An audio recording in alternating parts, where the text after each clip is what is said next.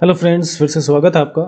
आज हम जो टॉपिक करने वाले हैं कोरिलेशन, उसमें एक थोड़ा सा टॉपिक बचा हुआ था, उसी के बारे में डिस्कस करेंगे। सबसे पहले तो कोरिलेशन का हमने किया था कार्ल पियर्सन का कोफिशिएंट ऑफ, जिसको हमने आर से डिनोट किया था। ठीक है, आर क्या था? Covariance of X and Y upon में, देखिए सिंपल सा बताया था हमने, covariance of variance of X into variance of y multiply हो गया था और उसका अंडर रूट, ये किया था। अब जो हम करने वाले हैं, देखिए उसमें एक और मेथड था कार्ल पियर्सन के अलावा। जो मेथड है वो पहला मेथड जो है कोरिलेशन का, उसी की बात करते हैं। ठीक है, वो है scattering diagram. Scattering diagram method, थोड़ा सा इंट्रोडक्शन बता देता हूँ, ज़्यादा इसमें से कुछ है नहीं, बस सिर्फ ग्राफ है छोटे छोटे। अब देखिए सबसे पहले इसकी बात करते हैं, स्कैटरिंग डायग्राम क्या होते हैं। देखिए स्कैटरिंग का मतलब फैलाव, फैल जाता है ना कोई चीज़, उसको बोलते हैं उसका डायग्राम। यानी हमारे पास कोई भी श्रेणी है ना एक्स और वाई, इसमें संबंध निकालना है, सहसंबंध निकालना, कोरिलेशन निकालना। तो हम क्या करेंगे, जितनी भी वैल्यूज दे रखी है ना एक्स की, x1 x2 x3 ऐसे, y1 y2 ऐसे वैल्यूज दे रखी है, उनको ग्राफ पे प्लॉट करते हैं। तो ये हमारे, मान लो मैं ग्राफ बनाता हूँ। ठीक है, क्या है वो ग्राफ? देखिए ये हमारा y एक्सिस हो जाता है और ये x एक्सिस। ठीक है, अगर मान लो ग्राफ ऐसे एक लाइन आती है, सीधी लाइन आती है, तो देखो जैसे जैसे x की तरफ, ठीक है, एक हो गया, ये y हो गया, जो y बढ़ रहा है, पहला वेरिएबल हो गया, ये दूसरा हो गया। जैसे जैसे x बढ़ रहा है इस साइड, ठीक है, इस साइड बढ़ता है, वैसे वैसे y भी क्या हो रहा है? बढ़ रहा है। तो ये क्या होगा? लीनियर। इसको हम बोलते हैं क्या? बिल्कुल r कितना है? 1 है। ठीक है, इसका मतलब आपके पास क्या है? कोरिलेशन, बिल्कुल परफेक्ट कोरिलेशन है। इसी में उल्टा कर दें हम। अब उल्टा कैसे करेंगे? देखिए ये तो r, अगर ये हो गया, इधर देखिए x बढ़ रहा है इस साइड और y इस साइड बढ़ रहा है, लेकिन जैसे जैसे x को बढ़ाता जा रहा हूँ, y की वैल्यू क्या हो रही है? नीचे की तरफ आ रहा है, कम हो रहा है, जैसे आपका डिमांड कर्व होता है। ठीक है, तो ये वाला हो गया, इसमें r क्या होगा? -1, यानी इनवर्सली, बिल्कुल इनवर्सली क्या है? परफेक्ट है। इसके बाद हम डायग्राम बनाते हैं, मान लो ऐसा आ जाता है आपके पास, सिंपल सी चीजें और कुछ नहीं है। मान लो x और y की वैल्यू ली मैंने, ठीक है, x y वेरिएबल लिए, तो ऐसे उसके डायग्राम ऐसे आते हैं, जैसे कुछ ये वैल्यूज x की आ गई, कुछ y की वैल्यू यहाँ पे आ जाती है, कुछ यहाँ पे आ जाती है। तो ऐसे मतलब एक लाइन पे तो नहीं आ रही है, लेकिन वो एक रीजन में आ रही है, एक पर्टिकुलर लाइन की तरह ही आ रही है, जैसे लाइन सी बन जाती है, ये अलग अलग पॉइंट हो गए। तो इस रीजन में ऐसा सा एक ग्राफ आ जाता है, एक पूरे रीजन में, जो क्या हो, ऊपर से नीचे की तरफ आ रहा है। तो ये r क्या होगा? नेगेटिव होगा। ठीक है, पहली बात तो क्योंकि वो नीचे की तरफ आ रहा है। प्लस एक चीज और हो सकती है, क्या होगी वो? कि r की वैल्यू है ना वो लेस देन 1 है, क्योंकि 1 तो परफेक्ट हो गया, यानी ये है क्या? मॉडरेट वाला है। ठीक है, मॉडरेट, मॉडरेट कोरिलेशन है इसमें। ठीक है, ज्यादा नहीं है, लेकिन नॉर्मल जो है वो है। इसी को देखो उल्टा बना देते हैं। मान लो ऐसा होता है कि x और y में जो प्लॉट किए ना हमने, पॉइंट है, पॉइंट लगा देते हैं हम, x एक्सिस पे और y एक्सिस पे पॉइंट बना सकते हैं ना। जैसे 5 लिया तो x इतना y इतना, ऐसे करके, जैसे एक पॉइंट हो गया, मान लो x1 y1 की वैल्यू मैं लिख देता हूँ 5 और 3, तो ठीक है जी, ये 5 हो गया x तो, और y कितना होगा 3, तो ऐसे प्लॉट करते हैं। और ये आता ऐसे है, इस रीजन में आता है, मतलब एग्जैक्टली लाइन तो नहीं आ रही है, लेकिन लाइन की तरह हो गया। ठीक है, ये रीजन आता है। तो अब r की वैल्यू क्या होगी? पॉजिटिव होगी एक चीज। ठीक है, इसमें r की वैल्यू लेस देन 1 होगी, लेकिन ये 0 होगा इस साइड, और ये क्या होगा? पॉजिटिव वैल्यू होगी, राइट। और सॉरी, इस वाले केस में नहीं होगा ये, एक मिनट, इसको हटा दीजिए, ये इस वाले केस का होगा। इसमें r की वैल्यू क्या होगी? नेगेटिव है। ठीक है, तो r की वैल्यू 0 से कम होगी, लेकिन -1 के बीच में होगी, यानी ये हो सकता है आपके पास क्या? मॉडरेट। अब इसमें भी देखो एक पर्टिकुलर रीजन में आ रहा है आपका ग्राफ, तो ये जो बना ना, ये अब इंक्रीजिंग की साइड है। देखिए ये डिक्रीजिंग होता है इस साइड जब चलते हैं ऐसे ग्राफ में, और इस साइड इंक्रीजिंग होता है, तो ये पॉजिटिव होगा। मॉडरेट कोरिलेशन है, इसमें क्या था? नेगेटिव है। इसमें डायरेक्ट रिलेशन है, लेकिन डायरेक्ट कौन सा है? मॉडरेट। ठीक है, ज्यादा नहीं है। ओके, ये सिंपल सा है। अब देखिए कई बार ये कहते हो कि सर जब रिलेशन हो ही ना तो कैसे ग्राफ बनेगा? तो ये ग्राफ के लिए कई बार आपको ग्राफ दे देगा एग्जाम में और पूछ लेता है कि भैया ये कौन सा होगा परफेक्ट। तो देखिए लाइन है तो परफेक्ट होगा, चाहे वो इस साइड हो चाहे इस साइड हो। इस साइड तो नेगेटिव वाला हो जाएगा, यानी इनवर्सली वाला होगा, इनवर्स प्रोपोर्शनल ना, एक दूसरे के व्युत्क्रम है। और इसमें क्या होगा? ये डाउनवर्ड है, तो इसका मतलब नेगेटिव होगा, लेकिन 1 से कम होगा, यानी मॉडरेट वाला होगा ये, मॉडरेट। जितना फैलाव ज्यादा हो जाएगा ना, उतनी वैल्यू क्या होगी? कम होती जाएगी, दोनों में रिलेशन कम होगा। एक ये देखो आप, ऐसे आ जाए पॉइंट, ना तो नीचे आ रहे हैं ना ऐसे ऐसे एक्स ऐसे एक गोला सा बन जाए, ना तो इधर कम होते जा रहे हैं। देखिए इसमें और इसमें थोड़ा सा ये थोड़े नीचे की तरफ क्या हो रहा है, कम हो रहा है। ठीक है, इलिप्टिकल साइज बन रहा है, यानी परवलय की तरफ बन रहा है वो। ठीक है, यहाँ पे वो गोले जैसा बन जाए तो इसका मतलब R is zero, nearly zero, मतलब नो कोरिलेशन, एक्स और वाई में कोई कोरिलेशन नहीं है, सिंपल सा है।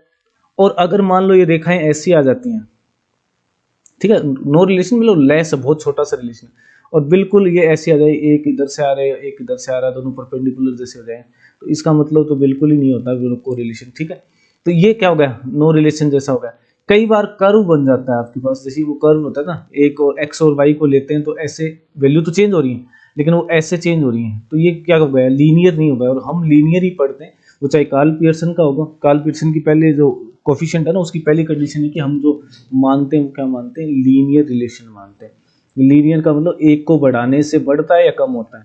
यहाँ पे क्या हो रहा है, एक को बढ़ाने से बढ़ रहा है, कई बार कम भी हो रहा है, तो वो क्या होगा, कर्वी लीनियर बोलते हैं जिसको, कर्व बन जाता है। तो ये तो सीधा सा स्कैटरिंग डायग्राम का मतलब, डायग्राम देख के आपको पहचानना होता है। डायग्राम कैसे पहचानेंगे मैंने बता दिया। अगर लाइन में है तो परफेक्ट होगा, लाइन से जितना बिखराव हो गया उतना ही क्या होगा, रिलेशन कम होता जाएगा। और ये देखो ज्यादा ही बिखराव हो गया तो रिलेशन इसका हम लोग जीरो है। ठीक है, ये तो हमारा एक मेथड हो गया। नेक्स्ट जो करने वाले हैं वो देखिए, चलिए स्टार्ट करते हैं फिर से। स्पीयरमैन्स कोफिशिएंट ऑफ कोरिलेशन, जिसको रो से लिखते हैं, ये इसका सिंबल है। ठीक है, इसने क्या किया, स्पीयरमैन ने, कि जो ऑब्जर्वेशन उसने लिए, ठीक है, ये एक्स सीरीज है वाई, उसने क्या किया, रैंक दे दिया इनको, कि सबसे ज्यादा ना उसको फर्स्ट रैंक दे दो, या सबसे कम है उसको, दोनों तरफ से दे सकते हो आप, फर्स्ट रैंक। ठीक है, जैसे रैंक देना बताता हूँ आपको। देखिए फर्स्ट एक्स एक्स वाली जो सीरीज है उसका रैंक, सबसे बड़ी वैल्यू को मैं फर्स्ट लिख देता हूँ। ठीक है, इसको, उसके बाद आएगा 2 नंबर, उसके बाद आएगा 3, उसके बाद 4 और ये 5, ये नंबर दे दिए। ऐसे ही वाई को रैंक देते हैं, मान लो R2 लिखा मैंने, तो सबसे बड़ी को, क्योंकि बड़े से स्टार्ट किया इसको भी, तो इसको भी रैंक दे देते हैं कि सबसे बड़ा कौन सा, भी फर्स्ट रैंक किसका है। सेकंड रैंक 25 का हो गया, ठीक है, और थर्ड हो गया आपका इसका, फोर्थ हो गया ये, और फिफ्थ हो गया ये। मैं एग्जांपल से समझा रहा हूँ ताकि आपको समझ आ जाए। अब उसने क्या किया, रैंक देने के बाद डिफरेंस ऑफ रैंक निकाला, जिसको डी से लिखा है। ठीक है, डी क्या है, डिफरेंस ऑफ रैंक, यानी इनका अंतर लिख लिया उसने, किसका, डिफरेंस का। तो इनका अंतर क्या होगा, मान लो डी से रिप्रेजेंट कर दिया उसको, तो R1 माइनस R2 लिखा मैंने, तो इसको इससे माइनस कर देता हूँ। ठीक है, तो मेरे पास जो वैल्यू आएंगे देखिए वो क्या आएगा, माइनस का 1 आएगा, यहाँ सिर्फ 4 में से 2 हो जाएगा तो प्लस का 2 आ जाएगा, ये प्लस का 4 आ जाएगा, ये माइनस का 1 आएगा और ये माइनस का 4 आएगा। ठीक है, अब देखिए इसका टोटल निकालते हैं, सम ऑफ डिफरेंस।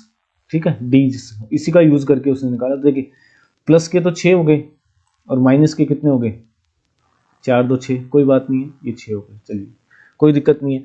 तो हमारे पास जो रैंक आ जाएगी, अब देखिए क्या होगा वो, ये 4 2 6 और रैंक। ठीक है, अब देखिए सबसे पहले क्या करेंगे हम, ये फॉर्मूला बताया उसने कैलकुलेट करने का, तो फॉर्मूला ही पूछते हैं बस, वो मैंने आपको बता दिया कि 1 में से माइनस कर दो आपको किसका, 6d, सिग्मा, सिग्मा लो सम ऑफ डी स्क्वायर, ठीक है, upon n cube minus N, N observation है और इसमें 6 और लगा देते हैं। ठीक है, 6 का रीजन है वो भी बता दूंगा मैं आपको। तो ये एन क्यूब माइनस एन, या एस को ऐसे भी लिख सकते हो आप, कई बुक में ऐसे दे रखा है 6 सिग्मा डी स्क्वायर। ठीक है, ये 1 अलग है, 1 में से ये वैल्यू माइनस करनी होती है, और ये डी स्क्वायर के अपॉन में लिख दिया। एन कॉमन ले लेते हैं इसमें से, एन स्क्वायर माइनस 1 बन जाता है। अच्छा, कई बार आपसे ये भी पूछ लेगा कि 1 माइनस ये बता दो 6 डी स्क्वायर, तो आपके पास क्या बन जाएगा, देखिए इसको मैं ऐसे भी लिख सकता हूँ n माइनस 1, इसी चीज को लिख रहा हूँ, तो वो कई बार कंफ्यूज कर लेगी n और n प्लस 1, क्योंकि n स्क्वायर माइनस 1 क्या होता है, n प्लस 1 n माइनस 1 होता है। तो देखिए क्या है, एक पहले वाली वैल्यू उसके बाद और इसके बाद, तो n यहाँ पे देखो कितना, 1 2 3 4 5, 5 रैंक दिए ना, तो n की वैल्यू यहाँ पे 5 होगी। अब इस क्वेश्चन को सोल्व करूंगा तो मैं देखो आपके पास रो कितना आ जाएगा, 1 माइनस, ठीक है, 6 अपॉन ये 4 हो जाएगा, एक कम करने से। देखो कैलकुलेशन मेरी इजी हो गई, इससे 5 हो गया और ये कितना हो गया, ये वाला हो गया, क्योंकि डी सम ऑफ डिफरेंसेस क्या आ गया, 0 आ गया, क्योंकि कोई दिक्कत नहीं, 0 भी आ सकता है, 1 आ सकता है, पॉजिटिव आ सकता है, नेगेटिव। और ये हो गया 4 5 और 6, तो ये 6 से 6 कट जाएगा, यानी कि कुल मिला के आ गया 1 माइनस 1/20। ठीक है, इसको करूंगा 1 माइनस, देखिए इसको डिवाइड करेंगे तो 0 पॉइंट, ठीक है, 0.05 आ जाता है, और इसको माइनस करूंगा तो देखिए 0.95, यानी 1 के बिल्कुल करीब है। तो इसका मतलब क्या है, x तथा y, ठीक है, में हाई लेवल का क्या है, हाई लेवल का सह संबंध है, ठीक है।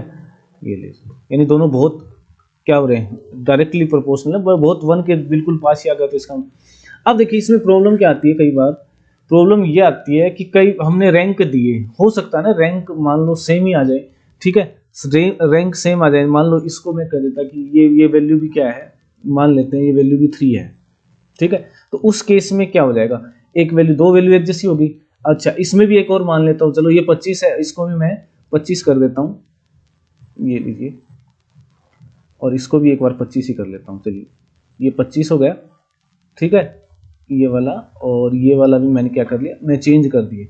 अब मेरा रैंक कैसे दूंगा मैं, अब रैंक तो देना ना आपको, तो रैंक कैसे देंगे उसको देखिए करते हैं। ये देखिए, एक मिनट, ये रफ कर देता हूँ थोड़ा सा। हाँ देखिए, अब रैंक कैसे दें इनको, एक जैसे आ गए। देखो फर्स्ट रैंक तो ठीक है, कोई दिक्कत नहीं है, यहाँ पे रैंक दूंगा तो मैं फर्स्ट वाली तो मेरे पास सही है, कोई प्रॉब्लम ही नहीं है। ये इसको 1 दे दिया, इसको 2 दे दिया, इसको मैं 3 दे दूंगा। अब देखिए 4 और 5 दोनों सेम है, 4 और 5 दोनों सेम आ गई, तो इनको रैंक कह दूंगा। देखिए 4 और 5 दोनों को ऐड करके 2 से डिवाइड कर दिया, इसका मतलब 4.5, तो आधा इसको 4.5 दे देंगे, इसको भी 4.5 दे देंगे, ठीक है। तो रैंक तो वही होगी 5 6। अगर मान लो 6 होती, इसके बाद एक नंबर और होता, तो उसको मैं रैंक 5 नहीं दूंगा, उसको रैंक दूंगा 6, क्योंकि 4 और 5 दोनों को यूज कर लिया। बस ये थोड़ा सा समझने की जरूरत है।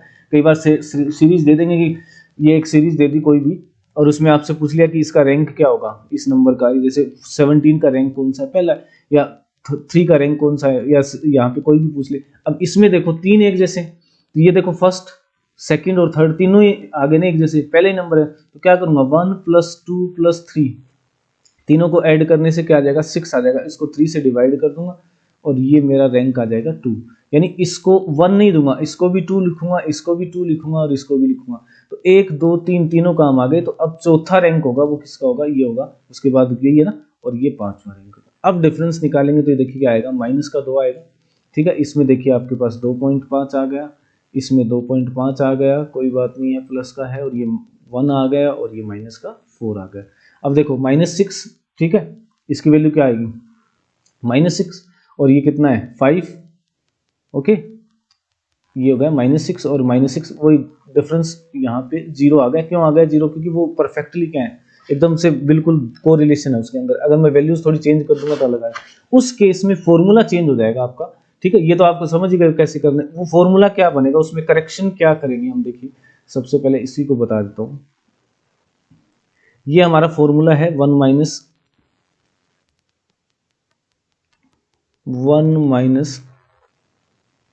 6d², ठीक है, 6 समेशन ऑफ d² का सब अपॉन में n³ -n लिख दो या कुछ भी लिखो, ठीक है।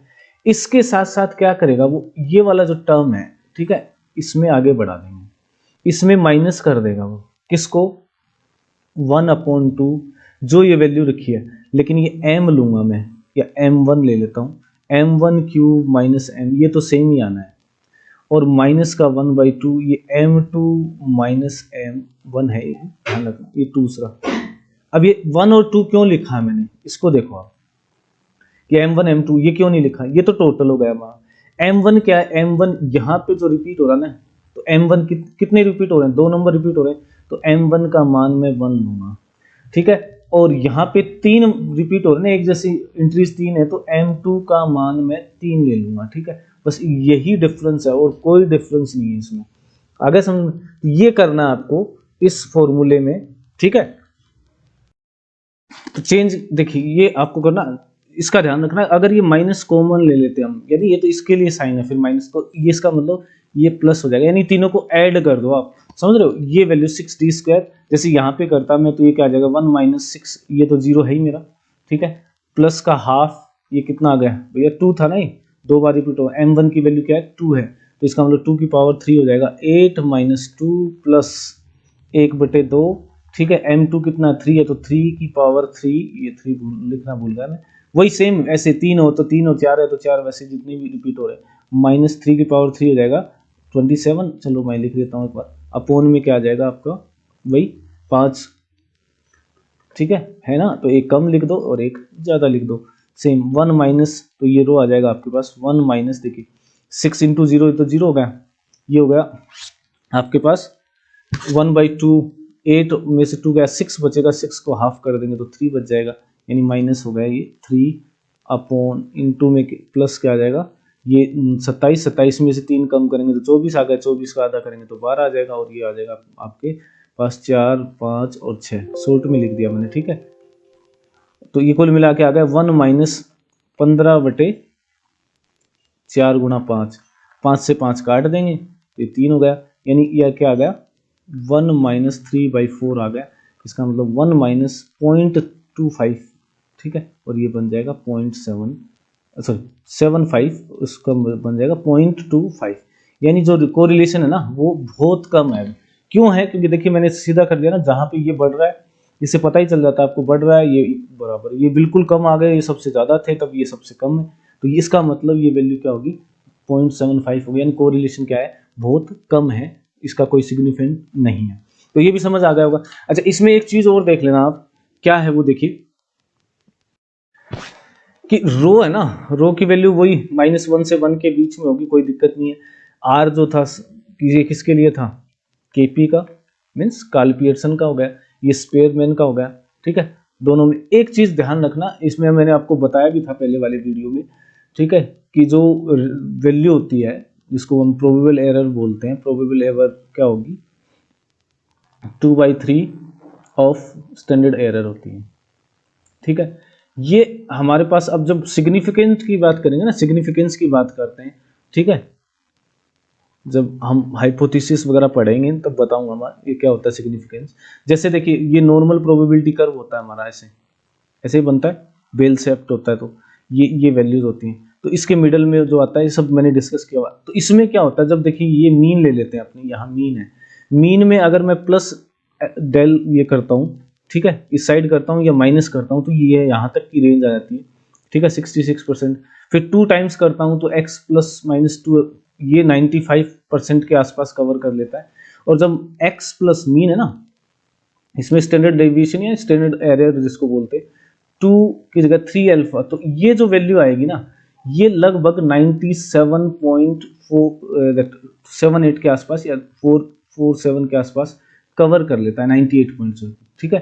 तो 98% के आसपास ये कवर हो जाता है। जब 98% के आसपास यानी ये कर्व कंप्लीट हो गया, तो मैं जो भी वैल्यू निकालूंगा ना, किससे, सैम्पलिंग से, सैंपल से सैम्पलिंग करके मैं जब वैल्यू निकालूंगा ना वो यहीं कहीं इनके बीच में आ जाएगी, तो ये इसको बोलते हैं सिग्निफिकेंस, लेवल ऑफ सिग्निफिकेंस।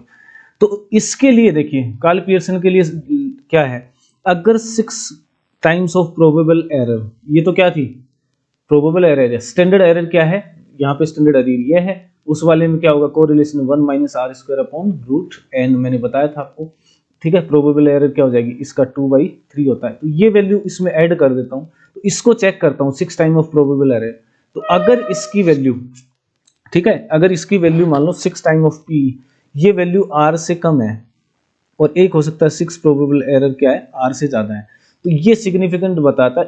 अगर प्रोबेबल एरर यानी यहाँ सिग्निफिकेंस यानी आर की वैल्यू यहाँ से यहाँ कहीं ना कहीं आ ही जाएगी, यानी इसका मतलब उस रीजन में आ जाएगी, तो ये सिग्निफिकेंस लेवल आपसे पूछते हैं, तो 6 टाइम ऑफ प्रोबेबिलिटी। और अगर प्रोबेबल एरर जो है, ठीक है, प्रायिकता की जो एरर है वो आर से भी कम, सॉरी आर की वैल्यू इससे भी कम है, ठीक है, आर की means coefficient of Karl Pearson, ठीक है, दैट उसके लिए, तो आर की वैल्यू अगर प्रोबेबल एरर से भी कम आ गई ना, तो इसका मतलब यहाँ पे कोई सिग्निफिकेंट वैल्यू नहीं है, यानी इतनी एरर ही इतनी आ रही है तो आर की वैल्यू तो खुद कम है, तो इसका मतलब कह देंगे कि नो कोरिलेशन, यानी इसके अंदर कोई कोरिलेशन के वो नहीं है, क्या सबूत नहीं है, ठीक है, सबूत नहीं है या साक्ष्य नहीं होंगे, यानी दोनों सीरीज आपस में कोई वो रिलेशन नहीं रखती हैं, ठीक है। तो ये छोटा सा टॉपिक था, मैंने आपको बता दिया, ठीक है, आगे हम करते रहेंगे। अभी देखियो एएसओ की वैकेंसी भी आ गई है, तो उससे रिलेटेड और जो 1-2 टॉपिक छूटे हुए थे वो करने हमें एक एक करके मैं करता जा रहा हूँ, आप अपनी तैयारी बनाए रखें। Thank you.